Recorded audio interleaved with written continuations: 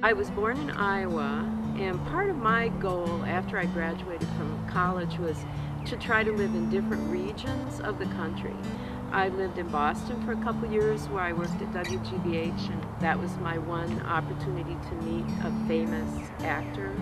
I got to take sound one time for Kermit the Frog, and I met Jim Henson. That was really exciting. And during the break, I asked Jim if I could play with Kermit, and he said yes. And I put Kermit in my hand, and he said, "Hello, Deanna." And it was very sweet. But so I lived in Boston for a while, worked at GBH. Then I moved to South Carolina. I worked as an artist in residence at the Arts Commission there. And then I moved to Denver, Colorado, where I taught college for a year. And then I got a job offer here in Michigan at Grand Valley State. At that time, it was called Grand Valley State Colleges. And I got an offer to teach at William James College, which was a very unusual alternative school where students designed their own courses and their curriculum. And I knew it was a once-in-a-lifetime opportunity, so I came here. And then I just stayed.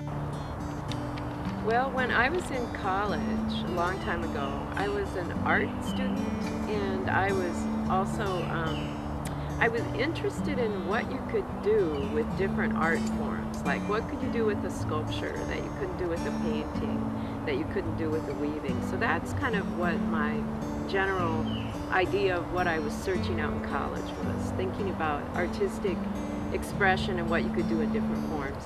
And I took a film class, and in the film class we had to do an analysis of a TV commercial, and we pulled our, there was a box of commercials, you put your hand in and you pulled it out, and the one I got was Pillsbury Doughboy. And I went home and I looked at it and I realized I didn't know how this Doughboy was, how did they make it move? I didn't know. And so I asked my friends, how did they make the Doughboy move? Nobody knew.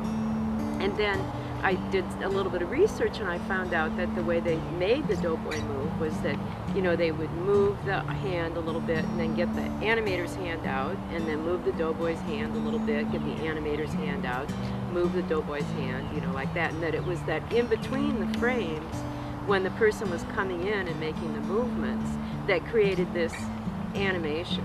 And then, I was just intrigued by that idea. I was self-taught as an animator, but I did my undergraduate work as an art, photography, and film student at Iowa State University. I did my graduate work in film and teaching at Goddard College. I went to study computer animation at Sheridan College in the mid-'80s so that I could learn how to use computers in animation. And then I went back to graduate school in the 90s at the School of the Art Institute of Chicago, where I got my MFA in art and technology. The film that I make called Sand Paintings used this thing called, from VPL, which was a data glove. And basically it was a glove that had these sensors in it so that when you moved the hand, then the physical movement of the human hand would drive an animated character that would be parallel to what you did. And now they use this a lot to drive animated characters, to get the original movement of the characters so that it's humanistic and lifelike. I've been involved with this international organization of animators, and it's really a great treat, in fact, for people that live in Michigan, because here for a long time I was the only animator in town. So this was my connection with the world of animation.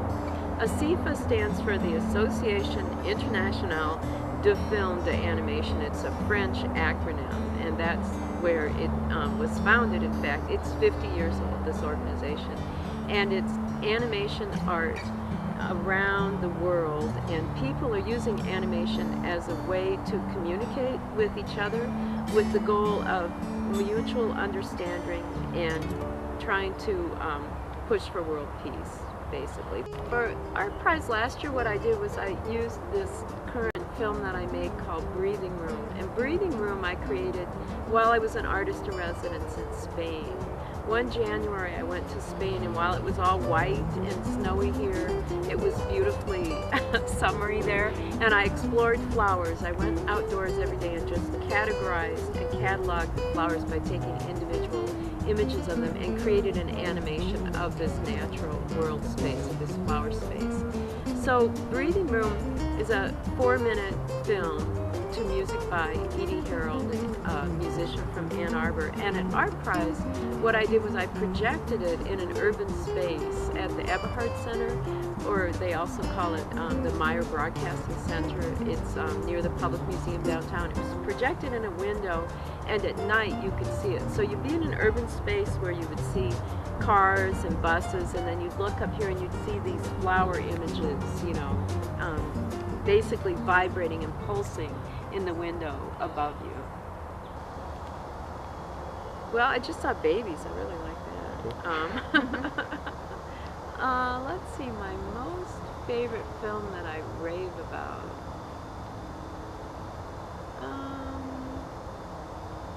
I'll have to think about that.